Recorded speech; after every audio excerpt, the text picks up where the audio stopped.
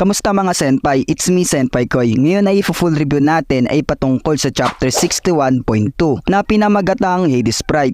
Bale, continue siya sa chapter 61 na nire-review natin. Kasi nga naman mga senpai, itong chapter 61 ay nahati sa tatlo, which is 61.2 then 61.5. Mahalaga yung mga part na ito kasi dito mapapakita yung buong lakas ni Hades at yung magiging abilidad na gagamitin niya upang matigil yung pag-dominate ni Qin Shi Huang sa paglalaban. Take note guys, medyo kakaunti lang yung mga panel na ito. So bago nga natin itakil ito, unting silip muna tayo sa previous chapter. Muli nga nating namata ng karakter ni Beelzebub na nasa waiting room. Then masisilayan natin yung mga unidentified creature na pinag-aaralan ni Beelzebub. May isa pang subject niya ang nagawang atakihin siya nito.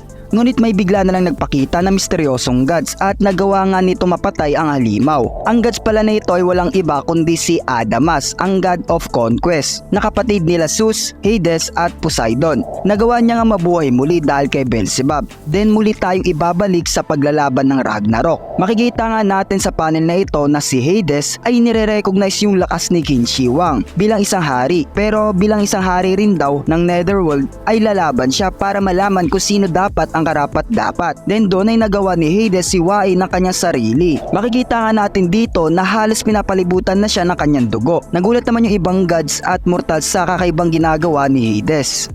Sa pagpapatuloy ng chapter na ito ay masisilayan nga natin si Hades na nakatingin sa itaas. Bali yung pinapaywatig niya lang dito ay naalay niya ang buong buhay niya para sa paglalaban. At dito nga sa panel na ito ay parang wala lang kay Hades yung paglabas na maraming dugo sa kanyang katawan.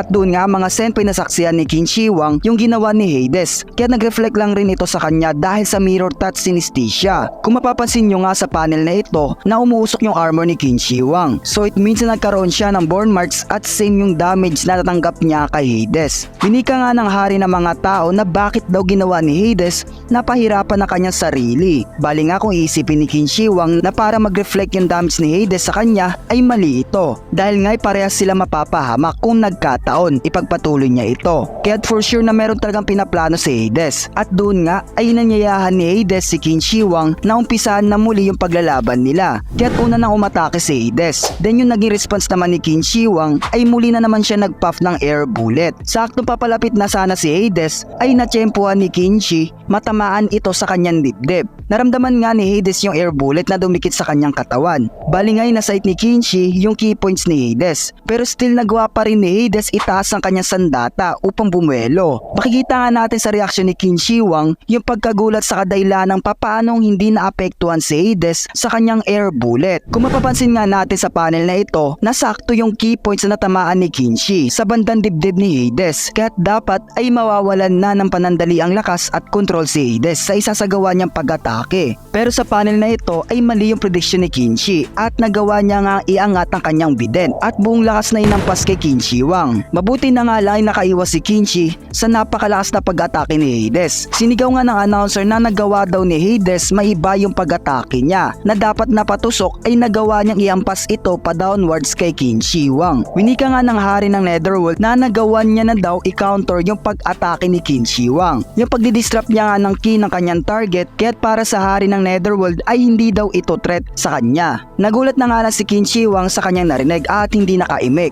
Makikita naman natin si Ares na namangha sa ginawa ni Hades. Ayon pa sa kanya na isa nga daw itong plano ni Hades na i-cover yung buong pangangatawan niya ng dugo para makita yung technique ni Qin Shi Huang na mag-puff ng hangin.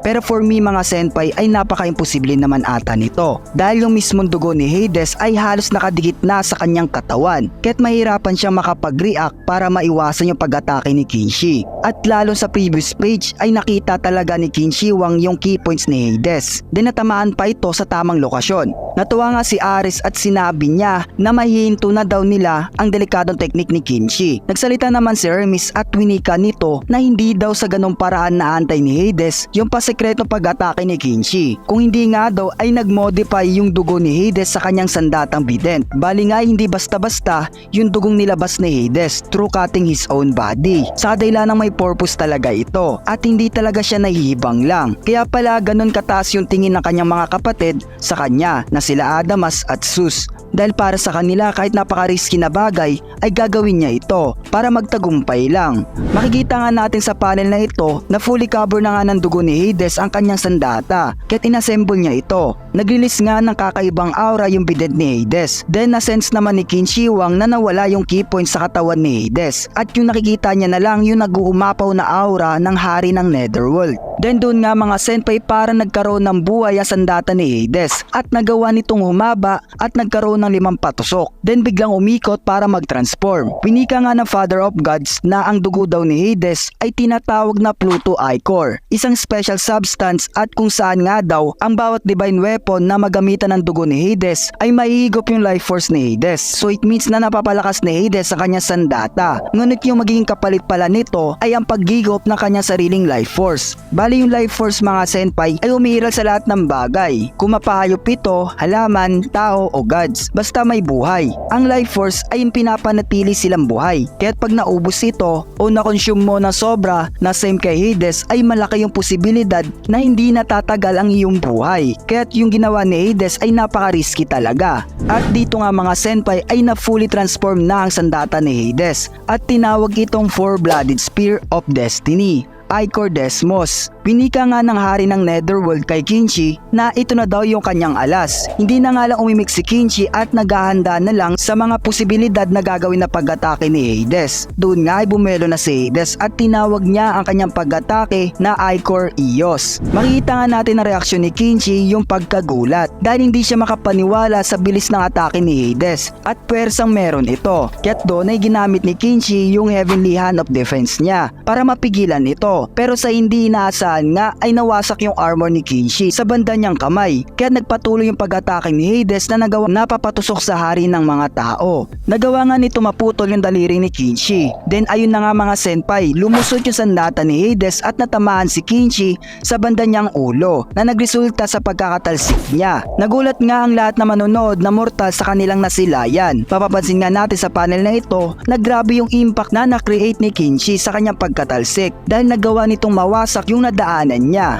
Bali ganun nga mga senpai nag-evolve yung sandata ni Hades. Then hindi lang yung sandata niya kung hindi pati rin yung defense at offense ni Hades. Pinika nga ni Hades na hindi daw siya magpapatalo bilang nakakatandang kapatid nila Zeus, Poseidon at Adamas. Bali ganun nga pinapairal ni Hades yung kanyang pride na dapat siyang magwagi sa paglalaban na iyon na kahit ano pang mangyari. At doon magwawakas ang chapter 61.2 ng Record of Ragnarok. Uy mga senpai, thank you sa panonood. By the way, shoutout muna pala natin ang mga solid viewer natin. Shoutout nga pala kay Norman Bruns, Claude Relado, Clave Baxa, Moto G, Clave Baxa, Akipade, Buenaflor Minoro, Sir Ed from Leyte, Michael Mautubang, Ednel Sevilino, Jairus David, Kids Dungol, Troy Carlo. Ay lang mga senpai, sa mga gusto magpa-shoutout, comment lang kayo sa ibaba. Stay tuned lang mga senpai, maraming next natin i-upload ng chapter 61.5 na Record of Ragnarok. Maraming salamat mga senpai, paalam!